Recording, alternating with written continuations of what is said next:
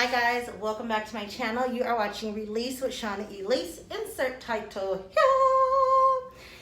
As you guys can tell, I'm wearing this mask in this really cute print. My sister is making them. This is the mock-up. This is her original version of the mask. She has elevated the mask since this original one. This is what she was doing at first. This is just to get the idea of what she wanted. But this is one of the prints that she has. If you do want this mask or any other kind of mask, I'll insert her information down below. This video is not sponsored. She's just my sister. But these are the masks. I love them. I love this mask. I get so many compliments on this print. But you have to actually see the actual finished ones. And you can see it on her Instagram. And I will link her information down below here. So, now that I just did a little plug for my sister, let's get into, I figured while I hang all this shit back up that I took off the hangers to try on for y'all, we could talk about some of the stuff that I've been doing, okay? Let me go grab my bed, so we're gonna just come right over here. I guess I'm not gonna sit down. I'm so chunky back, you guys. I got back so chunky. All right, so what have I been doing during quarantine? So on March 16th, I was furloughed from my job. I am a visual coordinator, as some of you guys may know. If not, I'm a visual coordinator for the largest casino and airport retail group. I'm not going to say the name, but I work for a great company. I really enjoy the company I work for. I really enjoy what I do. And I got furloughed. It made perfect sense as to the reason why I got furloughed, because I'm a visual coordinator. So yes, I am based in home office, but I am a field coordinator. I can't fix the stores if the stores ain't open, so I was furloughed. Yes, it was kind of at first like a hard pill to swallow, because I mean, I've never been on unemployment before. I've never had anything like, one second. Okay, so I've never been on unemployment before. I've never been in this situation before. So it was a little bit scary. I didn't know what to do. So I was furloughed, and our company actually continued to pay for our insurance as we were furloughed. Currently, today, my dad's birthday, May 24th, I am still furloughed. I'm okay. Like, I'm not in a rush to go back to work. As soon as they're ready for me to go back to work, I'm running back to work. I want my job. I love my job. But I'm also okay with being at home, because just mentally, I was going through a lot of stuff. As I said in my last video, I had dealt with a pregnancy and losing a pregnancy. So I just kind of really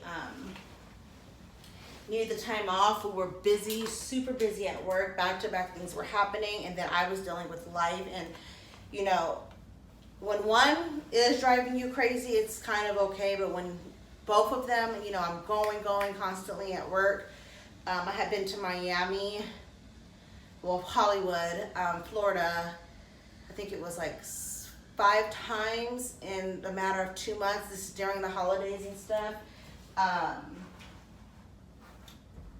And then we had our company conference and stuff. It was just a lot going on. And then I was dealing with, you know, like my boyfriend at the time, he moved in, and it was just a lot of stuff going on. It was just a lot. And so work was busy, which I love when work is busy. That is complete job security. But then also my life wasn't allowing me to keep up with work at the same time. So I was able to get my mental health in check while, good thing I'm keeping it, while I was furloughed, and it actually was good for me. In the beginning of me being furloughed, I applied for my unemployment immediately. That day, one of my coworkers and friends, she told me that to do it right away, because everyone was getting furloughed. So she's like, just hurry up and do it right away. And so I did my furlough immediately. My unemployment immediately. And I did not start getting my unemployment till about 3 weeks ago. So I was furloughed March 16th. I filed for unemployment on March 16th as that being my last day working, and I did not start receiving my unemployment until the end of, we're in May right now, so basically the beginning of May is when I started to get my unemployment.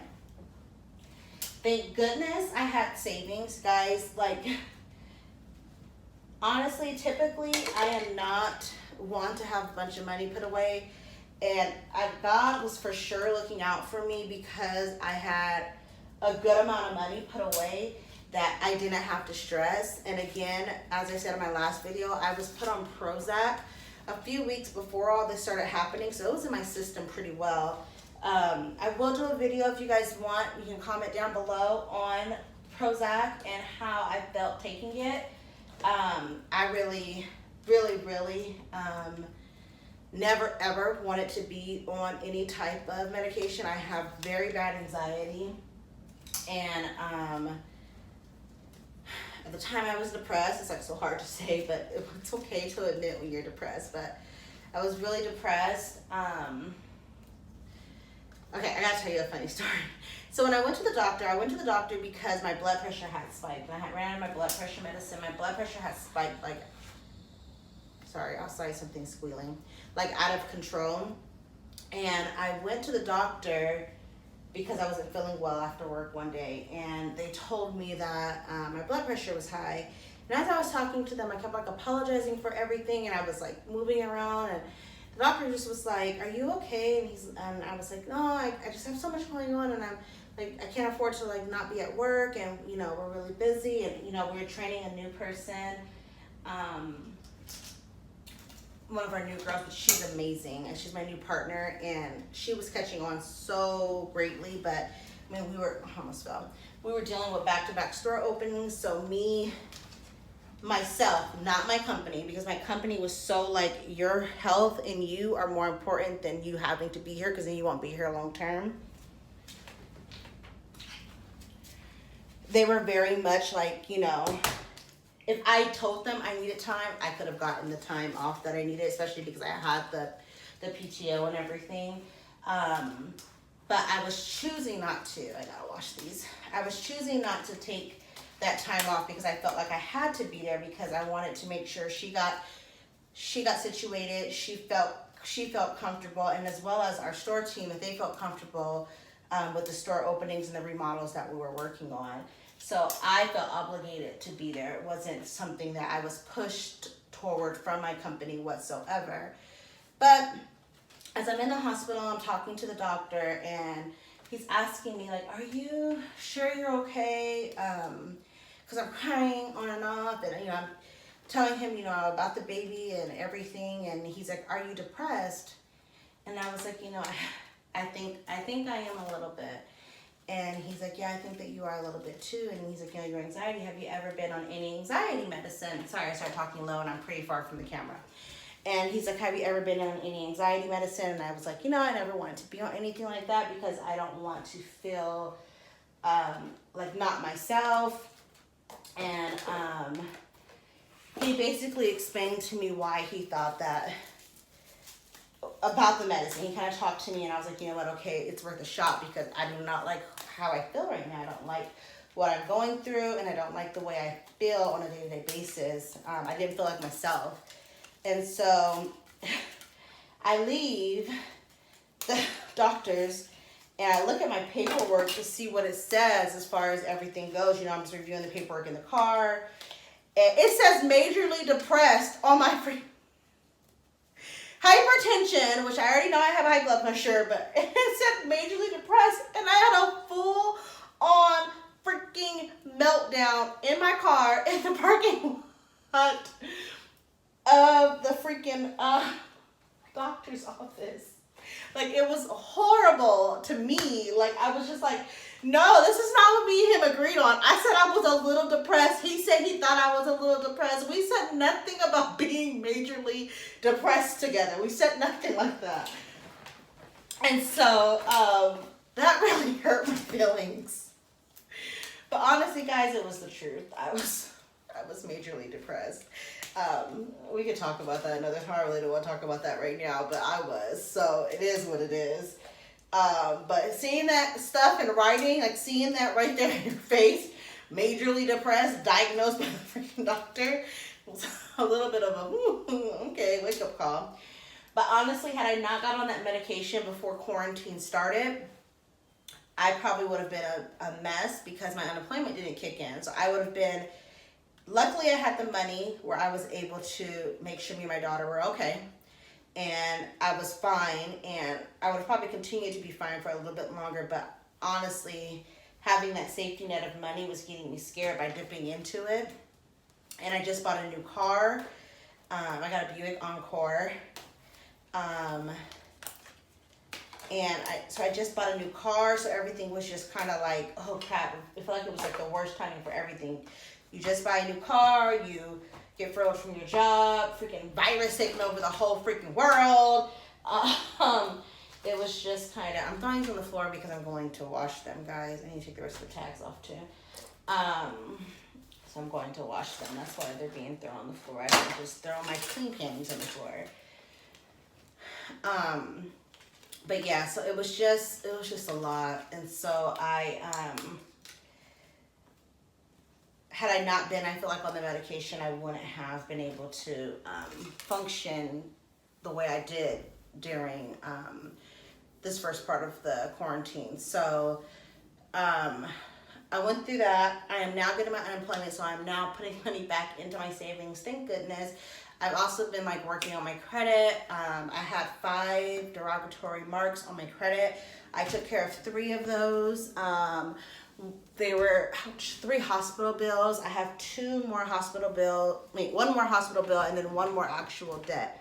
One of the hospital bills, it's kind of annoying because it falls off my credit next year. I'm so fat now, guys. But it falls off my credit next year, and they still wouldn't give me like a deal so I could try to pay it off. And so I just don't know what I should do. If you guys know what I should do down below, just comment down below. I've had some people tell me just wait till it falls off next year. It's like almost exactly a year from now. And some people say like just pay it if I want my credit score to go up like immediately. I just don't know what to do. But and then some people tell me to call back and talk to another collector to see if they will bring it down. But yeah, so I have these hospital bills on my credit, which I'm trying to knock out because I do want to buy a house next year. Because what quarantine has made me realize is that I want a house with a pool in the backyard, because when this stuff pop off, I need to be able to just have my sanctuary in my backyard, have my sanctuary in my house, because I'm okay with staying in the house. I just miss like, you know, I want to go swimming and do stuff like that, and that's really what I miss. My daughter wants to go swimming, and if I could have my pool in my backyard and do stuff like that, that really for me would make me happy. In this video, I guess I'll show you my patio. It's kind of messy right now. It's not 100% done.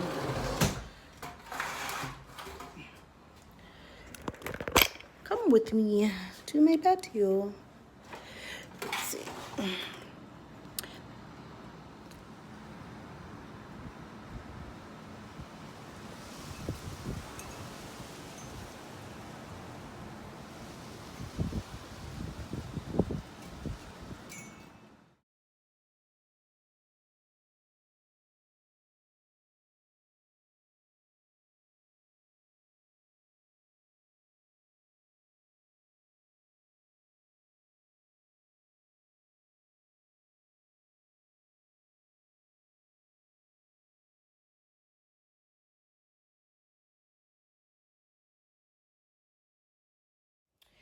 All right, so that was my patio, and that was my wall. Oh my God, guys, I'm so fat now. Oh my God. That was my patio, and that was my little shoe area that I created over here. I typically had my heels I had my nude heels, my black heels in my bathroom on shoe racks. And then on my colorful heels at the top of my closet. So I was able to bring those out. I have a few more pairs of heels in my, I can't look at that. Like, I cannot. deal with that shit right there. Like this whole, it's not it. So I was able to pull my shoes out of my closet. I have a few pairs still in there. I took all my boots and I put those in my bathroom. It's just like my toilet area, but I have like this, I don't even feel like explaining it, but basically I have shoe racks in my bathroom. And so those are where all my boots, my like ankle booties and stuff are. And then my sandals are all in like a basket in my closet. And my tennis shoes are just in my closet. Some in the basket, some like on the shelving in my closet. And so I have to get all these shoes and all this stuff in there too. But yeah, so that's what life was like for me at the beginning part of quarantine. I kind of was just dealing with homeschooling for my daughter, figuring that out. Trying to figure out my unemployment. Adjusting to just being at home. It really wasn't hard. I do know though, when quarantine is over, I will go out a lot more, start doing a lot more stuff. Just hanging out with my friends and stuff a lot more. Y'all can see my lazy eye right now. Hanging out with my friends and stuff a lot more. I will be doing a little bit more of that. But basically, that's what I was doing for the first part of quarantine. I'll do another video on the shows that I was watching and kind of focusing on that. But yeah, that's what I did for the first part of quarantine. I'll probably do the other video maybe a little bit later on and put something else on, because this is not flattering anyway. It's just comfortable. It's like, I love this shirt. I work out typically normally in it. You probably see it in my workout video with Chris. What's going on in the shirt. And then I'm wearing some little shorts, and honestly, it's not flattering at all. Maybe next time y'all see me, I'll be wearing the BB things, because those are more flattering on me right now. But I'll keep you guys updated again on my weight loss, because this is not cute. I'm also working with my daughter on getting her some healthy habits. She has gained some weight during quarantine, so we're just gonna teach her some healthy habits and get her active and stuff as well. But that's about it, guys. I really thank you for watching. If you enjoy just talking with me, let me know below, because I kind of feel weird doing these kind of videos. I just feel like I'm talking to myself, and I also feel like nobody really cares. If you don't like my videos, just don't say nothing. Just keep going. I'll get the hint if nobody tells me they don't. If people don't like it and nobody likes my video and nobody comments that they like this, I will get the point. I don't need you to comment down below that you don't like it. Now, if you do want to hear more information from me, or something else you want me to talk about, or you want me to stay on track better, we could do that too, because I am flighty and I do be going from here to here to here to here to here to here to here. That's just me, okay? But yeah, I kind of feel like I'm getting back to myself. So if you do want to talk to me about my Prozac that I was on, I'm willing to talk about that as well. If you want me to talk about my high blood pressure, we'll talk about that as well. That's why I've been doing my whole weight loss journey up and down with this stuff. It's because I've been trying to get off of my medication from it, and I was almost off of it. But I wasn't taking my medication regularly. Even though I was losing weight, my blood pressure was dropping, but because I wasn't taking my medication regularly, I think that also affected it. But yeah, this is where I'm at. This is who I am. This is what I'm doing. If you're not subscribed to my channel already, if you're not releasing with me every time I release, then make sure you subscribe so you can know when to release. Boom, like that. Thank you for watching.